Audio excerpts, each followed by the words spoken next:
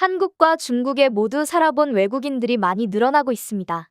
대부분은 중국이 경제 성장도 빠르고 발전 가능성이 있어 돈이 모이는 곳이라는 생각에 중국으로 갔던 외국인들이 살다 보니 실망을 하는 경우가 많아서 한국으로 유턴하는 경우가 많다는 것이죠.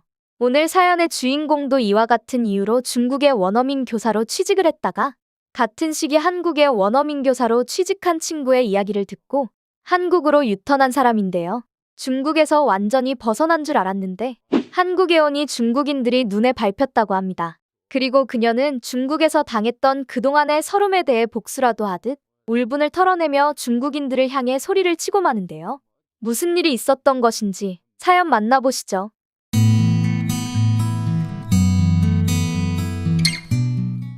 중국에서 원어민 교사로 근무하다가 한국으로 와서 살고 있는 에밀리입니다. 제가 학업을 마치고 취업 준비를 할 때 중국에서 원어민 교사 채용붐이 일어났고 그 때문에 급여가 높을 거라는 착각과 발전 가능성도 많다고 잘못 판단해서 중국의 중학교로 취업을 했었죠.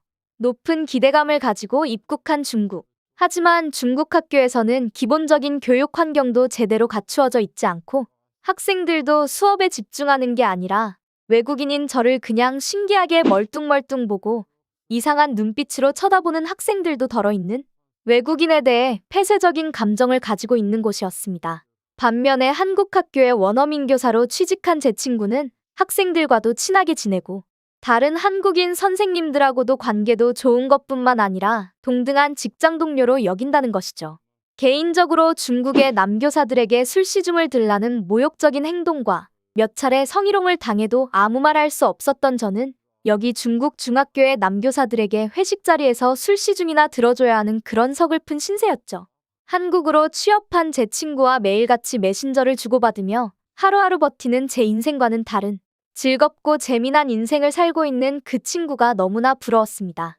당장이라도 여기를 그만두고 한국으로 옮기고 싶지만 단기 퇴사자는 다른 곳에 이력서를 넣어도 받아주지 않는 현실 때문에 중국 학교와의 2년간의 계약 기간을 끝까지 버텨내야 했습니다. 그리고 한국으로의 이직을 준비하며 누구보다 한국 학교에서 저를 뽑아야 될 이유를 만들기 위해 한국어 실력을 키웠고 한국 문화에 대해 많은 공부를 해왔습니다. 노력은 배신을 하지 않는다고 하던가요. 꿈에 그리고 그리던 한국의 학교에 이력서를 넣었고 지금은 한국에서 행복하게 근무하고 있습니다. 그리고 중국을 떠나며 다시는 예의 없고 몰상식한 사람들과 마주칠 일이 없다는 생각에 기뻐서 환호를 지를 정도죠. 그렇게 한국으로 향했습니다. 중국 사람들의 나쁜 습관에 2년간 고생했던 제가 기특하기도 했습니다. 하지만 제가 정말 치를 떨었던 그들 특유의 모습을 하고 있는 사람을 한국에서 만나게 될 것이라고는 꿈에도 상상하지 못했습니다. 지하철을 타고 서울에서 안산 쪽으로 내려가는 길이었습니다. 먼저 한국으로 취직해서 잘 살고 있는 그 친구가 근무하는 학교가 안산에 있어서 제가 친구를 보러 가는 길이었죠. 한국의 지하철은 유난히도 넓고 쾌적하죠. 냄새도 나지 않고 말이죠. 역시나 그날도 참 한국은 쾌적한 곳이라는 생각으로 지하철에 탑승했습니다. 제 눈앞에 자리가 있었고 저는 빈자리를 보고 한번 놀라고 맙니다. 중국에서 이렇게 눈앞에 자리가 있으면 마치 경쟁이라도 하듯 뒤에서 저를 밀치고 그 자리를 앉는 사람, 빈자리가 있어 그 자리에 앉으려고 하면 저를 잡아당겨서 뺏어 앉는 사람 등 한국 속담에 소뚜껑 보고 놀란 가슴 자라보고 놀란다는 속담이 있다죠? 중국에서 아주 놀라고 힘들었던 경험 때문에 빈자리만 보면 가슴이 덜컥 내려앉습니다. 하지만 여기 한국의 지하철은 역시나 달랐습니다. 어느 누구도 중국인들처럼 자리를 쟁탈하듯 다른 사람을 밀치거나 끼어들어 자리를 차지하지 않습니다. 눈치껏 더 가까운 사람이 자리를 앉는 게 정해져 있는 분위기죠. 더 먼 거리에 있는 사람이 그 자리에 앉겠다고 가까이에 있는 사람을 밀거나 그러지는 않습니다. 저는 자리에 가만히 앉아 눈을 감으며 힘들었던 그때를 돌아보았습니다. 이렇게 한국의 지하철에 앉아있는 그 자체로도 행복감을 느낄 수 있었습니다. 그때였습니다. 제 맞은편 좌석에 아주 쩌렁쩌렁 울리는 목소리로 전화를 받는 남자가 있었습니다. 깜짝 놀라서 옆을 보니 딱 봐도 중국에서 퇴근길에 저를 음흉하게 쳐다보는 그런 아저씨들의 인상착의와 똑같이 생긴 사람이더군요. 한국도 중국과 가까우니 중국 사람이 많을 수 있겠다는 생각이 들었죠. 중국인들은 전 세계 어디에 가서도 똑같은 행동을 하는구나 생각이 들었습니다. 많은 사람들이 그 남자에게 이목이 쏠렸지만 그 중국인 남성은 개의치 않은 듯이 당당하게 아주 큰 목소리로 통화를 하더군요. 금방이면 끝날 줄만 알았던 통화가 5분, 10분 계속 이어졌습니다. 새로운 역에 도착해서 다른 사람들이 타고 내려도 그는 멈출 줄 모르더군요. 같은 칸에 타고 있던 사람들은 슬슬 자리를 피해 옆 칸으로 가거나 아니면 무신경한 채로 그냥 있을 뿐 누구도 나서서 제지하려고 하지 않더군요. 평소에 저라면 저도 피하거나 가만히 있었을 텐데 중국인에 대한 감정이 좋지 않았던 저는 나서기로 결심합니다. 아저씨 시끄러워요. 아주 화나고 큰 목소리로 소리를 쳤습니다. 2년간 중국에서 시달렸던 것을 모두 한풀이라도 하듯 우렁차게 소리를 질렀죠.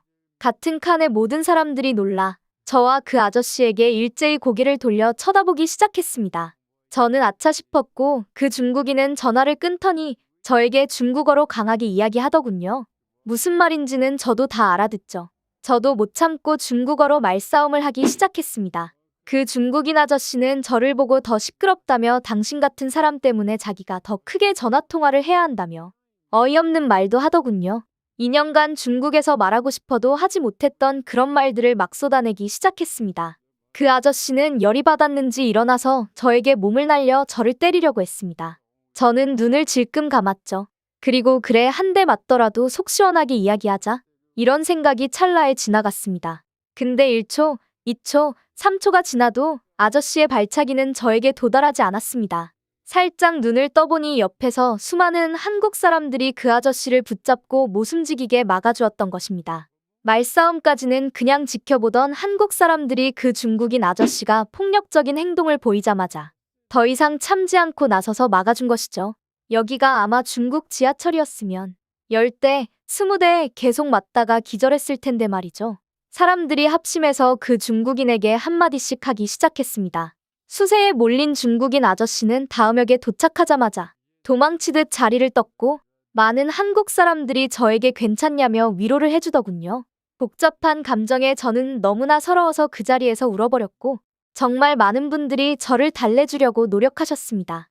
남일에 관심 없는 중국인들과 다르게 여기 한국 사람들은 무심한 듯해도 큰일이 나기 전에는 이렇게 적극적으로 나서는 사람들이라는 것도 제가 이 일을 통해서 느낀 점이죠. 저는 2년 동안 끔찍했던 그곳을 탈출하면서 다시는 그런 사람을 만나지 않을 줄 알았는데 다시 여기서도 그들과 같은 공간에 있다는 생각에 여러 가지로 복잡한 생각이 드는 경험이었습니다. 저는 친구를 만나 오면서 있었던 일에 대해서 이야기했습니다. 친구는 사실 안산 지역에 중국인들이 많이 살고 있다며 괜히 그들을 건들지 말라며 충고를 하더군요. 상식 밖의 행동을 할지도 모른다며 말이죠. 그리고 그들은 경찰이 출동해도 무서워하지 않는 사람들이고 한국 사람들도 거의 포기하다시피 해 최대한 마주치지 않으려고 한다고 합니다. 중국에서 2년을 지냈던 저는 그들의 습성을 너무나 잘 알고 있습니다. 친구의 조언이 저도 뭔지 너무나 잘 알고 있습니다. 사실 위험한 행동이긴 했죠. 하지만 저는 2년간 억눌렸던 무언가를 표출하고 싶었고 그것을 한번 행동으로 옮겨던 것이죠. 지금도 종종 지하철에서 그런 사람들이 보이긴 합니다. 이제는 저도 다른 한국 사람들처럼 지혜롭게 옆칸으로 피하고는 합니다. 그리고 그들과 마주치지 않기 위해 노력하죠. 하지만 제가 그들을 피하는 이유는 조금 다릅니다. 왜냐하면 또 그런 일이 생기면 갑자기 마음속에서 울분이 터져나와 폭발할지도 모르기 때문이죠. 중국 사람들보다 무서운 건 중국 사람들에게 환멸을 느끼고 있는 외국인이 아닐까요? 오늘 사연은 여기까지입니다. 구독과 좋아요 부탁드리며 다음에 또 찾아뵙겠습니다.